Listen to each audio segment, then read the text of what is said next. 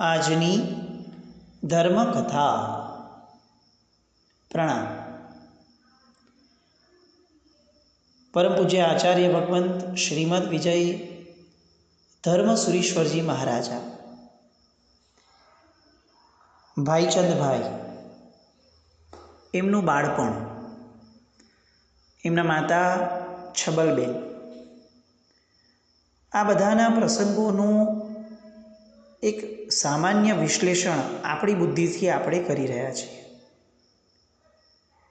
આ મહાપુરુષનું બાળપણ એટલું ઉમદા અને એટલું જબરદસ્ત રહ્યું છે કે કદાચ બાળપણમાં એમને કોઈકે જોયા હોય તો ચોક્કસપણે એમના મુખમાંથી નીકળ્યું જ હશે કે આ મોટા થઈને કંઈક બહુ મોટું કાર્ય કરવા માટે સર્જાયા છે. પૂજ્યશ્રી જે ગામમાં હતા વઢવાણ, એ વઢવાણના સંઘે એમની અને એમના ભાઈઓની ટેલેન્ટ અને સ્કિલને જોઈ એમને ત્યાંથી રાજનગર ખાતે ભણવા માટે મૂકવાનો નિર્ણય કર્યો. માતા છબલબેન બહુ જ ભારે હૃદયે એમને રજા આપે છે અને ત્યાં જઈ, એટલે કે વઢવાણથી લઈ અને CN વિદ્યાલય ત્યાં સુધીની એમની જે સફર હતી, એ સફર માટે સંસ્કૃતમાં એક સરસ મજાની સુભાષિત છે. બાલા અપી રવેહે પાદાહ પતંત્યુપરી ભૂભૃતમ તેજસા સહજાતાનમ વયઃ પુત્રોપયુજ્યતે. ઉગતા સૂર્યના કિરણો ભલે તાજા તાજા જ જન્મ્યા હોય, સાવ નવજાત હોય, તો પણ ઠેઠ ઊંચા પર્વતોની ટોચ ત્યાં સુધી એ જઈ શકે છે.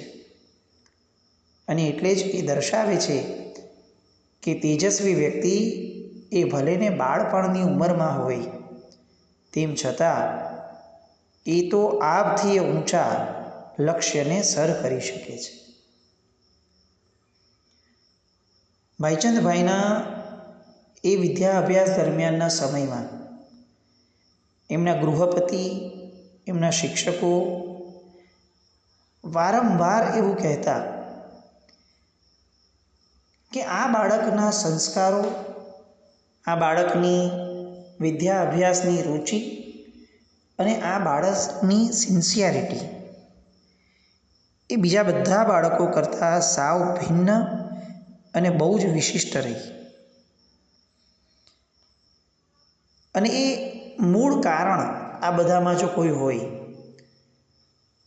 તો એ પૂજ્ય ધર્મસુરી મહારાજ સાહેબ પોતે એમના આયુષ્યના પાછલા સમયની અંદર ભગવતી સૂત્રના પ્રવચનો જ્યારે લેતા, ત્યારે એ પોતાના જીવનના આ જે ફેઝ હતો એની કેટલીક વાતોમાં એ પોતે ત્યારે જણાવતા કે અમને ભાઈઓને જ્યારે પણ એમણે માતાએ ભારે હૃદયે રજા આપી હતી, ત્યારે એમણે અમારી પાસેથી 2 વચનો લીધા હતા. નંબર 1 કે ત્યાં વિદ્યાલયમાં તમારા માથે કોઈ વડીલ નહીં હોય, એટલે જાતે જ તમારે જવાબદાર થઈને જીવવું પડશે. કોઈ એવી જરા પણ નાની પ્રવૃત્તિ ન કરવી કે જેથી ગૃહપતિનો નાનો પણ ઠપકો તમને સાંભળવો પડે. આ પહેલું વચન જે માતાએ આ 3 બાળકો પાસેથી લીધું હતું. બીજું વચન, ખરાબ મિત્રોનો સંસર્ગ કરવો નહીં, એમની સાથે ફરવા જવું નહીં, અને જેટલો પણ સમય બચે વિદ્યા અભ્યાસમાંથી એ સમયમાં પ્રભુ ભક્તિ અને સામાયિક કરવા. જ્યાં સુધી 3 બાળકોએ આ વચન નહોતા આપ્યા, ત્યાં સુધી આ માતાએ એ બાળકોને છોડ્યા નહીં. આપણને આ માતા પ્રત્યે અનહદ સદભાવ જાગે, ધર્મની ભાવના અને બાળકોનું ઘડતર એ એમની માટે કેટલા બધા મહત્ત્વના હશે, એની કલ્પના આપણે આ 2 વચનો પરથી કરી શકીએ. પતિ નથી, 3 બાળકો જાય છે, એવા સમયે પણ બાળકોનું સંસ્કરણ, બાળકોનું ઘડતર એ કેટલું મહત્ત્વનું આ માતાને લાગ્યું હશે. આ બાજુ ત્રણેય ભાઈઓમાં વચલા આ ભાઈચંદ કુમાર જે છે એના અભ્યાસની અંદર એવી ગ્રીપ આવી કે હવે વિદ્યાલયના લોકો જે કુલપતિ વગેરે હતા, ગૃહપતિ વગેરે, એમણે તરત જ આ ભાઈચંદભાઈને વિશેષ અભ્યાસ માટે રોક્યા. અને આ વિશેષ અભ્યાસ એવો તે રહ્યો કે જેમાં બીજા બંને ભાઈઓ એ ફરી પાછા એ બીજા અભ્યાસ માટે મોકલ્યા, પણ એ પોતે CN વિદ્યાલયમાં રોકાયા. આ બાજુ છબલબેન હવે એકલા થઈ જવાના કારણે હવે એમને એવું લાગ્યું કે વઢવાણમાં વધુ રોકાવા કરતાં એમના બેન એટલે કે એમના નણંદ વગેરે જે રાણીપમાં રહેતા હતા ત્યાં આગળ એમણે પોતે જઈ અને પોતાનો સ્થિરવાસ કર્યો. અને આ બાજુ બંને ભાઈઓ જે ત્યાંથી નીકળ્યા હતા એ લોકો પણ પાછા ફરી અને પોતાના સામાન્ય જે પણ રૂટીનમાં અભ્યાસ પછીના ધંધામાં લાગવાનું હતું એ ધંધામાં એ લોકો લાગ્યા. આ બાજુ આપણે ભાઈચંદભાઈનો વિકાસક્રમ જોઈએ. ભાઈચંદભાઈ અભ્યાસ કરી રહ્યા હતા. પ્રભુ ભક્તિ, સામાયિક આ બધાની અંદર ખૂબ અગ્રેસર થઈને આગળ વધી રહ્યા હતા. પણ એમના મનમાં એક અજંપો હતો, એક ખાલીપો હતો. અને આ ખાલીપો કઈ રીતે દૂર કરવો એ એમના માટે પણ એક યક્ષ પ્રશ્ન બન્યો હતો. માતા સાથે કેટલીક વાર પત્ર વ્યવહાર થતો અને બહુ ખુલ્લે હૃદયે એ માતાને પણ લખતા કે મને તમારી ખોટ ચાલી રહી છે. એવું નથી કે મને અહીંયા કામ કે મારું કામ જાતે કરવું પડે છે વગેરેમાં કંઈ પણ મને આળસ છે, પણ મારા ફાજલ સમયને મારે કોઈક એવી જગ્યાએ વાપરવો છે કે જે એક લક્ષ્ય સહિતનું હોય. મારે એવું કંઈક પામવું છે કે જે હું સ્વગત મારી રીતે નથી પામી શકતો. છબલબેનને આ બધા પત્રો સતત એવો ભાસ કરાવી રહ્યા હતા, આભાસ કે આ બાળક હવે ઊંચી છલાંગ મારવામાં છે. એમને પોતે ગુરુ ભગવંતને આપેલું વચન પણ એમને યાદ હતું કે જો આ બાળકોમાંથી એક પણ બાળક પ્રભુના માર્ગે, ચારિત્રના માર્ગે જવાની ઈચ્છા વ્યક્ત કરે તો હું ચોક્કસપણે એમને સહાયક બનીશ. આ ભાઈચંદભાઈ હજી સુધી દીક્ષાની વાત નથી કરી રહ્યા, એટલે છબલબેને એમને વાળવાનો પ્રયત્ન કર્યો કે તું તારા બાકીના સમયમાં રાજનગર ખાતે જ પૂજ્ય પ્રતાપસુરી દાદા, મોહન વિજયજી મહારાજ સાહેબ આ બધાના ચાતુર્માસો નક્કી થયા છે, તો તું થોડો થોડો સમય એમની પાસે જતો થા. આમને યાદ આવ્યું કે મેં એમને વચન આપ્યું હતું કે હું જો તમારી પાસે રહું અને મને ફાવે તો હું પછી આગળનો વિચાર કરીશ. અને ભાઈચંદભાઈને તો આ વિચાર ગમ્યો, એટલે એમણે મહાત્મા જ્યાં બિરાજમાન હતા પૂજ્ય મોહન વિજયજી મહારાજ સાહેબ એ માર્ગે વળવાનું નક્કી કર્યું. સ્કૂલમાંથી જેટલો પણ સમય નીકળતો, રજાના દિવસો મળતા, એ દિવસો દરમિયાન, એ સમય દરમિયાન તેઓ મહાત્મા પાસે જતા. મહાત્માની પાસે જેમ જેમ જતા થયા તેમ તેમ મહાત્માના કેટલાક પ્રભાવ એ પણ એમને અટ્રેક્ટ કરવા લાગ્યા. એમને એવું લાગવા લાગ્યું કે આ મહાત્મા પાસે બેસું છું તો મારું જ્ઞાન વધે છે. અને એ જ્ઞાન એટલું બધું વધવાની એમને ખેવના હતી, વધારવાની, કે એમને એમ થયું કે હું વધુ ને વધુ સમય એમની પાસે બેસું. એમાં પણ પ્રતાપસુરી દાદા પોતે પર્સનલ લેવલ ઉપર એમના પર ધ્યાન આપતા, એમના અભ્યાસ ઉપર.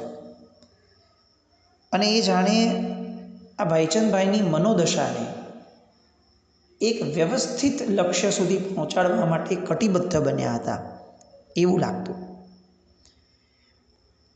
અને એટલે એ જ્યાં જ્યાં જેટલી વાર પણ એમની સાથે રહ્યા એમણે સતત એમના જ્ઞાનાભ્યાસ ઉપર લક્ષ્ય આપ્યું અને એમને કઈ પદ્ધતિથી જ્ઞાન મેળવવું એનો મહાવરો પણ શીખવાડ્યો.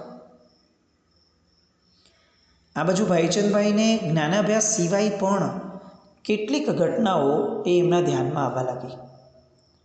જેમ કે એકવાર એવો પ્રસંગ બન્યો, પ્રતાપસુરી દાદાને મોહન વિજયજી મહારાજ સાહેબે ખાલી ફક્ત અવાજ આપ્યો.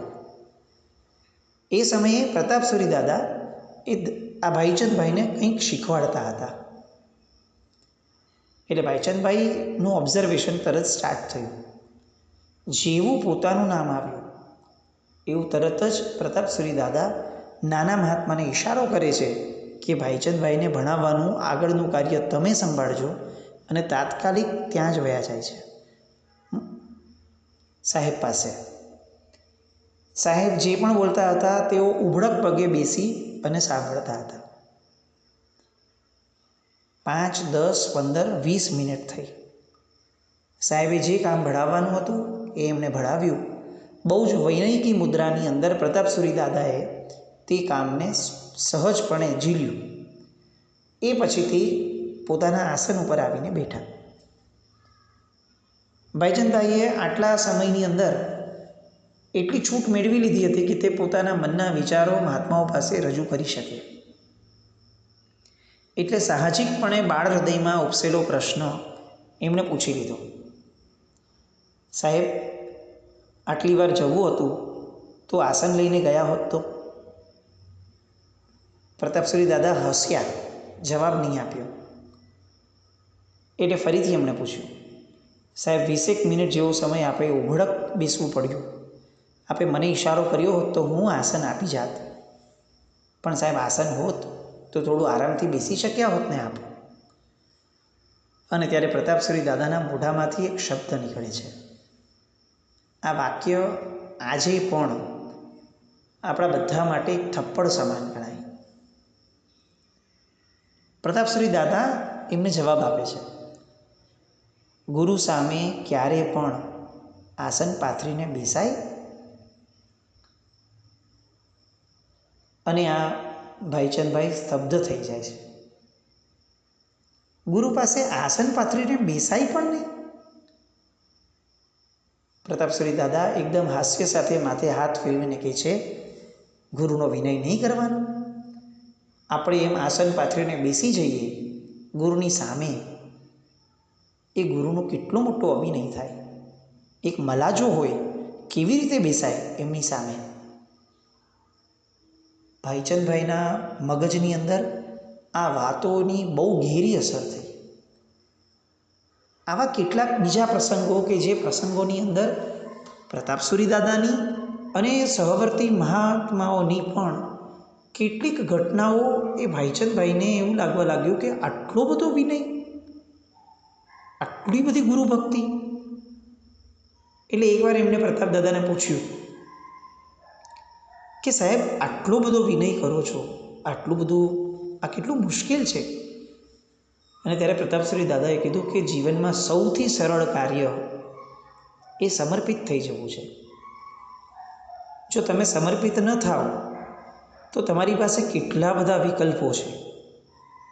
હવે એ બધામાં કન્ફ્યુઝન ઊભી થાય કે આમાંથી કયો વિકલ્પ સેવવો, એ વિકલ્પ સેવશું તો સારું થશે કે ખોટું થશે, ખોટું થશે તો શું થશે, સારું થશે તો શું થશે. પાછું કોઈ એક નિર્ણય લઈ લીધો, એ પ્રમાણે ચાલ્યા, અને જો ઊંધું પડ્યું તો પાછા વિકલ્પો કરવાના કે એના કરતાં ઓલો વિકલ્પ સાચો હતો કે સારો હતો. કેટલી બધી જફા. એના કરતાં આ બધા ત્રાસને સહન કરવા કરતાં કોઈ એક યોગ્ય વ્યક્તિને શરણે વયા જઈએ અને યોગ્ય વ્યક્તિ એમ કહી દે કે આ કરવાનું છે, એ સ્વીકારી લઈએ, એ કેટલું ઇઝી છે. તું જ મને કે સરળ શું છે? બહુ જ સહજપણે કોઈ એક વસ્તુ સ્વીકારી લેવી તે, કે અનેક વિકલ્પોની વચ્ચે જીવવું તે? પ્રતાપસુરી દાદાએ પ્રશ્ન વહેતો મૂકી દીધો. અને આ ભાઈચંદભાઈના હૃદયની અંદર, મનની અંદર, મગજની અંદર આ વિચાર સતત ગુમરાયા કરતો હતો. સરળ, સમર્પિત રહેવું કેટલું સરળ છે.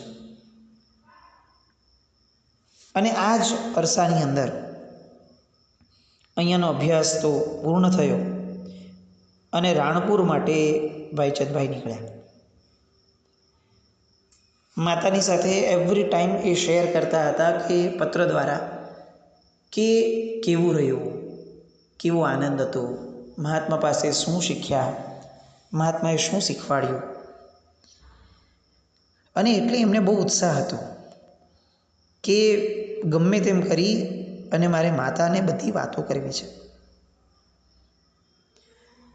રાણપર ગયા અને ત્યાં ખ્યાલ આવ્યો કે માતાની સાથે જે ફૈબા હતા એવો ધર્મ સેવામાં કશો વિરોધ કરે એવા ન હતા, પણ જો વાત આગળ વધી તો ચોક્કસપણે તેઓ બરોબર એનો વિરોધ કરશે. અને એટલે બહુ જ સંભાળીને માતા સાથે તેઓ બેસતા, એકલામાં હોય ત્યારે વાત કરતા. માતાને એમણે આ પ્રસંગ કીધો કે જ્યારે પ્રતાપસુરી દાદા એમના ગુરુને મળવા જાય ત્યારે એક નાની અમથી પણ અવિનયની ધારા પોતાનાથી ન થઈ જાય એવું ધ્યાન રાખતા હતા. અને એમણે કીધું કે મને દાદાએ આવું આવું કીધું સાહેબે, ઉલટું મને એવું કીધું કે તમને ખબર છે ગૌતમ સ્વામી ભગવાન મહાવીર સ્વામી ભગવાન પાસે જતા ત્યારે ચૈત્યવંદનના આકારે જ એમની પાસે બેસતા હતા. ઉડ્ડમ જાણું અહો શિરે,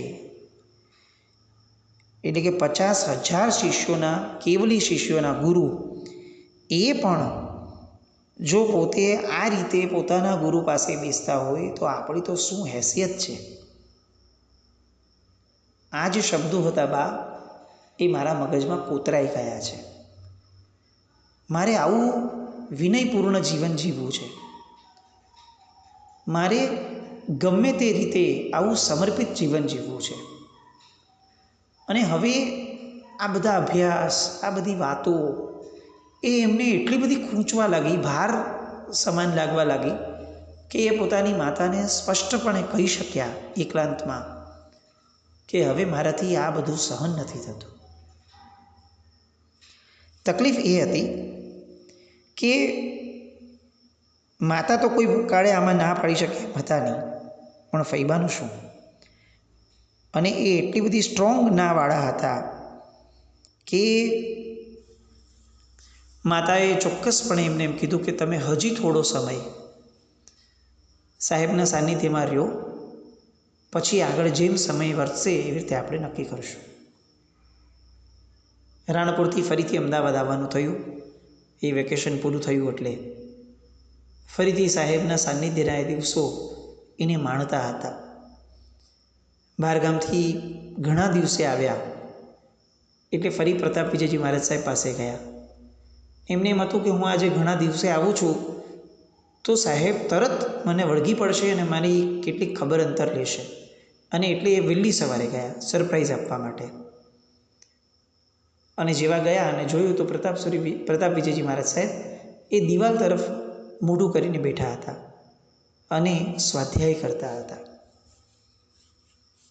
એમને પ્રશ્ન થયો કે આટલી વહેલી સવારે કેમ સ્વાધ્યાય?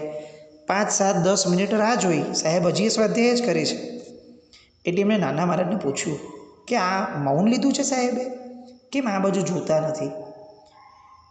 અને ત્યારે નાના મહારાજે એમને એમ કીધું કે તમને નથી ખબર, પ્રતાપ વિજયજી મહારાજ સાહેબને અભિગ્રહ છે કે પ્રતિદિન જ્યાં સુધી 700 ગાથા પ્રમાણ એવા નંદીસૂત્રનો સ્વાધ્યાય ન થાય ત્યાં સુધી પચકાણ પણ ન વાપરવું. અને આ એમનો નિત્યક્રમ છે. નંદીસૂત્રની 700 ગાથાનો સ્વાધ્યાય થાય પછી જ મોઢામાં પાણી વાપરવું. ભાઈચંદભાઈને તો એમના નેત્રો જાણે વિસ્ફરિત થઈ ગયા, વિકસિત થઈ ગયા. 700 ગાથાનો સ્વાધ્યાય વહેલી સવારે અને પછી મોઢામાં પાણી નાખવાનું. અને હવે એમને એવું લાગવા લાગ્યું કે મારું જીવન નિષ્ફળ છે જો હું આ બધી બાબતોની અંદર મગ્ન નથી થતો તો. અને હવે એક ક્ષણ એમની માટે દુષ્કર થવા લાગી. એમને સતત પ્રતાપ વિજયજી મહારાજ સાહેબની આ ધારા, મોહન વિજયજી મહારાજ સાહેબના પ્રવચનો, એમના સાનિધ્ય, વૈરાગ્ય શતક વગેરે જે તેઓ ભણ્યા હતા, ઇન્દ્રિય પરાજય શતક, એ બધાની ગાથાઓ, આ બધું સતત એમને એક દિશા તરફ હવે શીઘ્ર ગતિ કરવા માટે જબરદસ્ત પ્રેરિત કરી રહ્યા હતા. પણ આ માર્ગ જેટલો વિચાર્યો હતો એટલો સરળ નહોતો. આ એવો સમય હતો કે જ્યારે મહાપુરુષોએ શાંતિથી, પ્રેમથી અને સર્વસંમતિથી રજા લઈ અને દીક્ષા લેવાની થાય એ આશ્ચર્ય હતું. અને તેઓ જાણતા પણ હતા કે માતાની સ્થિતિ કેવી છે, એ બહુ જાજુ બોલી નહીં શકે ફૈબા વગેરે સામે. શું કરવું, ક્યારે કરવું, એ બંને વિમાસણ હતી, પણ કરવું છે જ એ સંકલ્પ હતો. આ સંકલ્પ કઈ રીતે પૂર્ણ કરે છે, કઈ રીતે ધર્મસ્વરી મહારાજ સાહેબ એ પોતાના ભાઈચંદભાઈ નામના અસ્તિત્વને ઉગાડવા માટે સંપૂર્ણ કટિબદ્ધ બને છે, કઈ ચાલ ચાલે છે, અને કઈ રીતે આ હજી એક, જેમ અનેક મહાપુરુષોની આપણે દીક્ષા જોઈ કે જે ભાગીને થઈ છે આપણી ભાષામાં,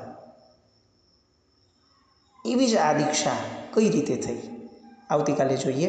જીનાજ્ઞા વિરુદ્ધ કંઈ પણ બોલાયું હોય તો મિચ્છામિ દુક્કડમ જૈનમ જયતિ શાસન.